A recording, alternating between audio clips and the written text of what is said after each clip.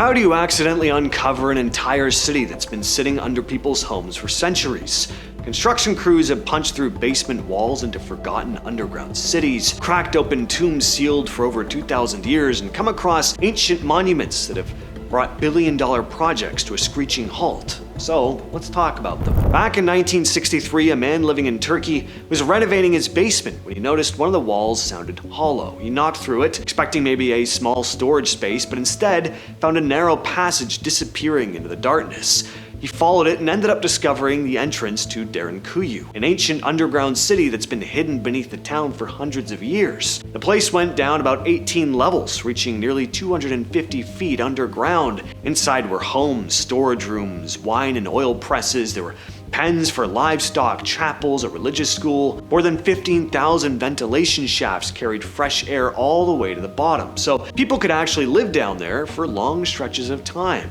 Historians believe the city was built thousands of years ago. It was used as a refuge whenever invading armies came through. Around 20,000 people could fit inside, and giant circular stone doors could be rolled across the entrances from the inside to seal everything off. It's one of the most incredible stories in archaeology. It's something you'd only see in a movie. A man renovating his basement just happens to come across a lost underground city. It's a crazy story. And about 50 years after Derinkuyu was discovered, construction crews, also in Turkey, accidentally found another underground city. In 2013, workers were tearing down old houses to make room for a new housing development when, unbeknownst to the workers, their equipment punched through these hidden openings in the ground. Instead of solid rock underneath, there were tunnels. Work stopped right away so they could take a look. As they explored further, they realized the tunnels were part of another massive underground city, most of it dating back to the Byzantine period. They found staircases, kitchens, living areas, chapels, water channels, and long passageways running beneath the modern city. Some of the tunnels were so wide that experts think people used them to move food,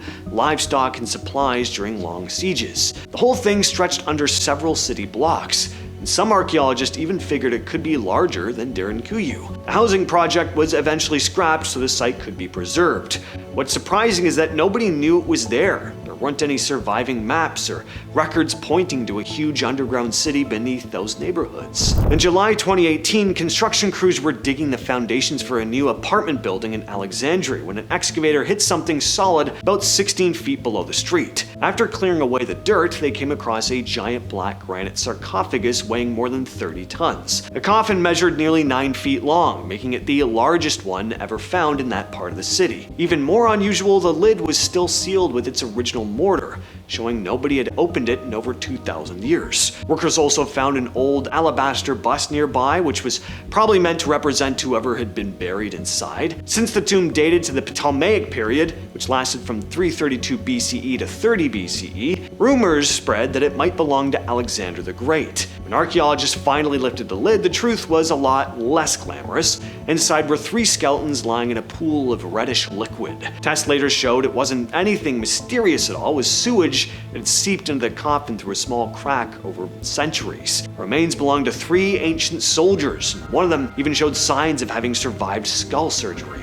Construction crews in Toronto were digging up part of a road in 2024 to install a new water service line when the backhoe started pulling human bones out of the ground. Work stopped immediately, of course, while police and the coroner were called in to figure out what they were dealing with. Didn't take long to realize this was not a modern crime scene. The crew had accidentally dug up a roughly 700-year-old Indigenous ossuary, a sacred burial site where ancestral remains were brought together during traditional ceremonies centuries before Toronto even existed.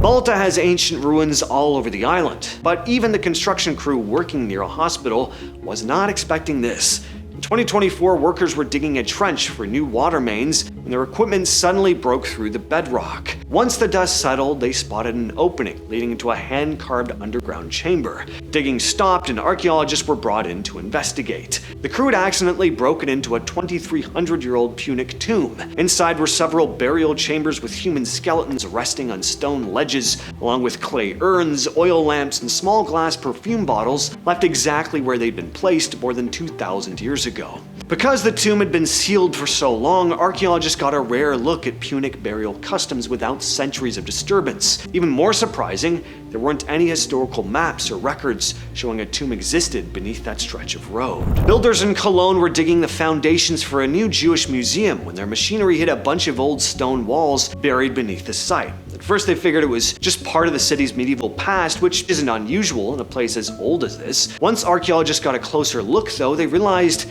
these ruins were much older. Crew had uncovered part of an ancient Roman neighborhood that had been sitting underground for nearly 2,000 years. There were house foundations, a stone staircase, a vaulted cellar, a private altar where the people living there once worshipped. Back when the Romans controlled the area, Cologne was known as Colonia Claudia Ara Agrippinensium, and it was one of the biggest cities north of the Alps. Even so though, nobody expected to find remains this well preserved underneath a modern construction site. Instead of tearing everything out and carrying on, the plans changed. The museum was redesigned so visitors can actually walk through parts of the Roman ruins instead of looking at them in a display case. A highway project near the town of Ponzo took a pretty unexpected turn when construction crews started clearing land for the new road. Part of the job involved digging through farmland and checking for unexploded bombs left over from World War II. Instead, the excavators started hitting rows of stone blocks that definitely weren't natural.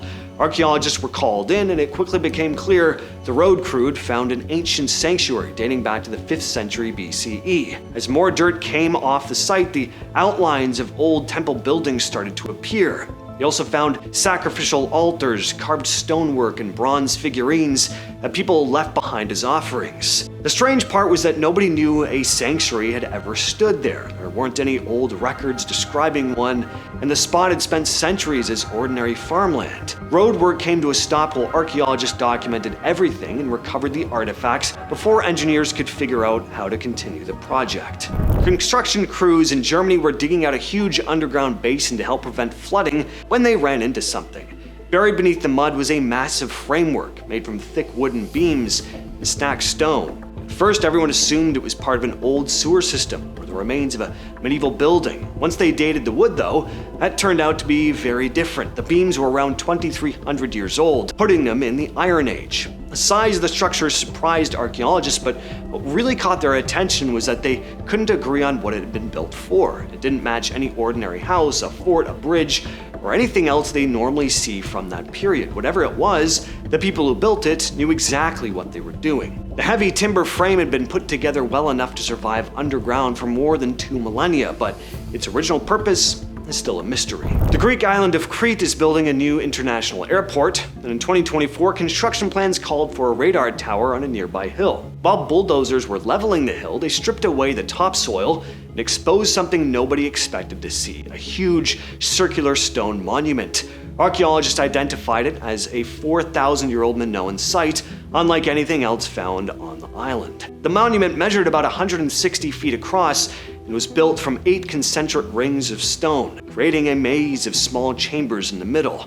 Digging around the site turned up piles of animal bones and broken pottery, leading researchers to believe people gathered there for religious ceremonies or large feasts. This obviously threw a wrench into the airport plans. There was no way the radar tower was going here now, so they had to move it somewhere else while archaeologists took over the site. The HS2 rail project has meant digging through miles of countryside across England, so finding the occasional artifact, like a Roman coin for example, wasn't really surprising. What nobody expected was an entire town. Near the village of Chipping Warden in Northamptonshire, crews clearing the route came across the remains of a settlement now known as Blackgrounds. The site started out as a small Iron Age village around 400 BCE before growing into a busy Roman town. Archaeologists recovered hundreds of Roman coins along with pottery, glassware, tons of other artifacts. This had been a busy place with trade, industry, and plenty of people passing through, but that was pretty strange because you'd think there would be records of the place, but there were no surviving records pointing to a settlement this large in that valley. Before the railway could move ahead, archaeologists spent months documenting the town piece by piece, so the history wasn't lost once construction continued. That's been the video. I'll catch you, yes you specifically, in the next one.